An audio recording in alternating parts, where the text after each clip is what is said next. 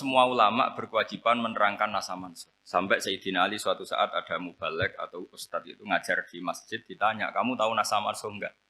Enggak tahu. Kata Sayyidina Ali, berhenti jadi mubalek, lisensinya dicopot. Dicopot, kemudian halakta wa ahlakta, kamu rusak juga merusak.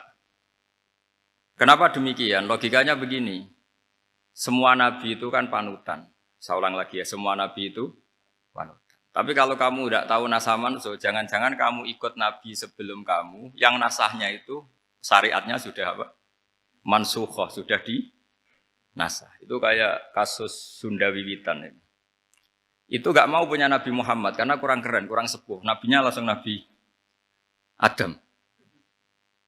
Resikonya adalah beberapa aliran sesat itu, aliran yang kurang benar itu, zaman Nabi Adam kawinnya otomatis sama saudaranya. Lalu masa sekarang kita membolehkan kawin sama apa? Kalau sama Nabi Adam mau tidak mau. Karena yang cowoknya ya bin Adam, putrinya binti. Lalu Allah bikin satu sunnah yang suami istri itu harus beda, yaitu satu kandungan itu melahirkan satu pasang. Dan mulai dulu memang pasangannya orang jelek itu orang cantik. Makanya agak sial itu yang perempuan-perempuan itu. Memang mulai dulu gitu, kalau cantik itu kesunatannya dapat jelek. Nanti sama-sama masuk surga, karena yang cowoknya ibadahnya syukur, yang ceweknya sabar, itu nanti sama-sama.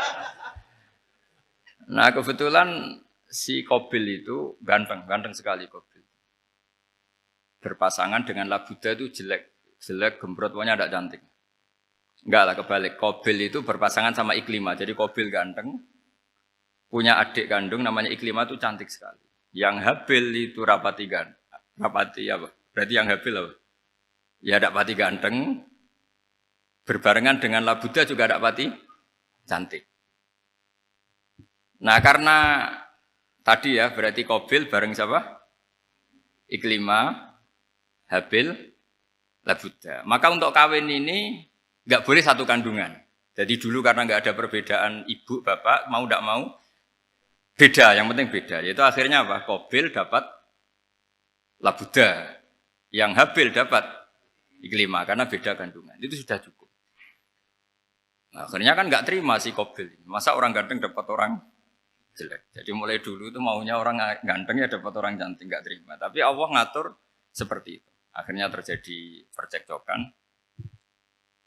Nah, dulu itu semuanya itu religius, sehingga ukuran percekcokannya masih religi, yaitu ya gini saja, kita ngadakan kurban, yang diterima itu ya menang. Ya ternyata dalam kompetisi itu yang menang siapa? Habil. Akhirnya Habil jadi menikahi siapa? Iklim. Kalau sekarang kompetisinya kan siapa paling kaya ya menang. Lebih gampang. Nah kemudian bayangkan misalnya, ya saya ini menerangkan nasa mansukh. Kita semua sering ngomong, sering berkoar-koar, sering menyarankan atau mewajibkan para nabi itu panutan dalam semua perilakunya.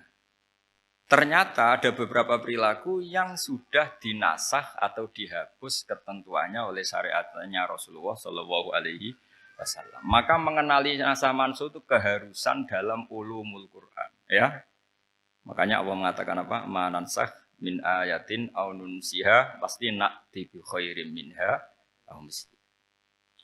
Jadi saya nerangkan nasah mansukh itu dua sesi. Satu sesi antar nabi, dua di internal syariatnya apa? Nabi. Sekali saja hari ini tok, sudah setelah itu anggap pinter. Kalau sudah jangan tanya lagi. Nah, ada beberapa lagi syariat yang masalah metode. Dulu Nabi Nuh itu dibolehkan oleh Allah saking mangkelnya sama orang kafir. Saya ulang lagi, orang kafir itu kan biadab sekali, nempat buminya Allah, makan rezekinya Allah, kemudian mengkafirkan Allah. Pikirannya Nabi Nuh, orang biadab gini nggak layak hidup, itu pikirannya Nabi Nuh. Kalau dia pakai militer, tidak punya militer, ya pakai langit akhirnya. Pakai kekuatan langit, beliau berdoa, Rabbi la tazar alal ardi minal kafirina dayyar. Innaka intazarhum yudillu ibadaka wa la yalidu illa fajirong kafar. Ya Allah, mereka ini orang-orang kafir, padahal pakai bumi engkau, pakai rezeki engkau, matikan semua saja. Jangan sisakan satu pun. Karena kalau masih sisa, nanti anak turunnya ya gitu. Gennya gendo ya pasti melahirkan gendo. Gen, wala yalidu illa fajirong kafaro. Kalau kamu sisakan pasti melahirkan generasi gendo lagi, kafir lagi. Dituruti sama Allah. Kecuali orang 80 yang ikut Nabi Nuh. Nah, orang 80 yang ikut Nabi Nuh ini selamat karena iman. Maka generasi yang sekarang ini termasuk saya semua ini, semuanya turunan orang iman. Maka kita ini punya dua status. Satu, Allah kadang manggil kita ya Bani Adam, karena faktanya kita turunan Nabi apa? Adam. Panggilan kedua adalah Zurriyataman Hamalna Ma'nu. Orang-orang sekarang itu pasti turunan orang yang ikut perahunya Nabi Nuh. Jadi nasab kita ini sudah steril. Sudah tidak ada nasab lewat kafir. Karena yang kafir sudah habis. Semua orang sekarang itu turunan Nabi Nuh. Yaitu disebut apa? Zurriyataman Hamalna Ma'nu. Yaitu sekitar orang 80.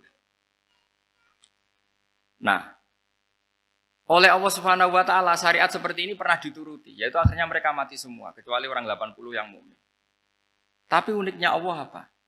Era Rasulullah sallallahu alaihi wasallam, nabi kita Nabi Muhammad itu diutus rahmatan lil alamin. Ketika Nabi didustakan, diusir, disakiti, malaikat gunung, beberapa malaikat sing ahli adab spesial eksekutor lah kira-kira gitu. Muhammad, kamu bilang saja ke saya, kalau kamu ingin orang-orang Mekah Bujal CS, saya hancurkan. Tapi apa kata Nabi? Saya berharap kalau mereka belum iman, anak cucunya iman. Karena bagaimanapun sperma ya atau calon bayi atau calon keturunan itu kan ada fi aslabir rijal atau fi zuhurir rijal. Jadi kalau dalam ilmu agama itu gen manusia itu disimpan di zuhuri rijal di punggung lelaki, nanti dipindah ke arhamin nisa. Logikanya gini, ini dengerin ya. Logikanya gini, misalnya Abu Jahal itu di situ ada orang namanya Ikrimah, itu anaknya Abu Jahal, itu orang mukmin. Akhirnya ya jadi orang alim. Abu Lahab itu di rahimnya di punggungnya ada perempuan namanya Darrah, akhirnya juga orang mukminah. Saya berikan contoh. Khalid bin Walid itu anaknya Walid. Walid itu musuh besarnya Rasulullah, tapi di punggungnya ada orang bernama Khalid. Ini dengerin. Nah, di punggung ini kira-kira Allah sudah tahu apa belum? Jawabannya sudah. Artinya kalau ini mati atau kamu bunuh, kamu sebenarnya enggak bunuh orang kafir saja, bunuh calon orang mukmin yang sekarang masih bersemayam di punggungnya orang-orang kafir. Jadi bisa saja orang yang sedang kafir itu ada sekian calon generasi yang suatu saat mukmin. Itu syariat yang diajarkan ke Rasulullah Shallallahu Alaihi Wasallam. Karena kasefnya Nabi, kasef itu satu kondisi di mana seorang Nabi itu dipertontonkan sesuatu yang nggak kelihatan. Itu dalam bahasa Arab kasef atau mukasyafah. Nabi dipertontonkan ternyata banyak orang kafir yang di punggungnya itu ada calon generasi mukmin atau muslim. Akhirnya Nabi gak berani. Jangan bunuh. Mungkin bapaknya ada iman, tapi anaknya iman. Betul, Abu Jahal punya anak Ikrimah, Abu Lahab punya anak Darrah, Walid punya anak siapa? Walid. Itu mirip seperti kita. Bapak era sholat, anak ETPK sholat. Akhirnya bapaknya katut sholat. Banyak gak di Indonesia? Bapaknya tidak bisa baca Quran, anaknya hafid. Nah, itu kalau bapaknya kamu habisi, tidak ada yang meselin. Makanya biarkan hidup saja. Nah, artinya gini, andaikan tidak ada ulama yang menerangkan nasa mansuh, dikira syariat Nabi Nuh itu abadan mu'abbadat, selamanya lama. Jika main teror sama orang kafir sah berdasar Nabi Nuh. Padahal kita sudah ganti Nabi. Yaitu syariatnya Rasulullah Shallallahu Alaihi Wasallam masyhur itu ketika Nabi ngendikan, saya tidak minta mereka dihukum, tapi ya Allah saya minta Allah mahdi qaumi fa innahum la ya'lamun. Mereka kafir itu karena tidak. Sehingga ada periode. Loh kalau perang itu beda, perang itu konteksnya duel, itu tidak harus sama Abu Jahal, Abu Lahab. Ada penjahat mau bunuh kamu wajib perang enggak? Wajib, penjahatnya meskipun muslim apa harus kafir? Meskipun muslim. Maka kata ulama fikih, sebetulnya perang duel itu bukan syariat muslim sama kafir, masih muslim sama muslim, misalnya ada orang mau merkosa istri kamu, terus dia pamit gini, saya muslim loh, beri hak loh. Enggak bisa. Saya penjahat loh, muslim. Jadi kamu nggak boleh merangin saya, ngelawan saya. Saya kan muslim.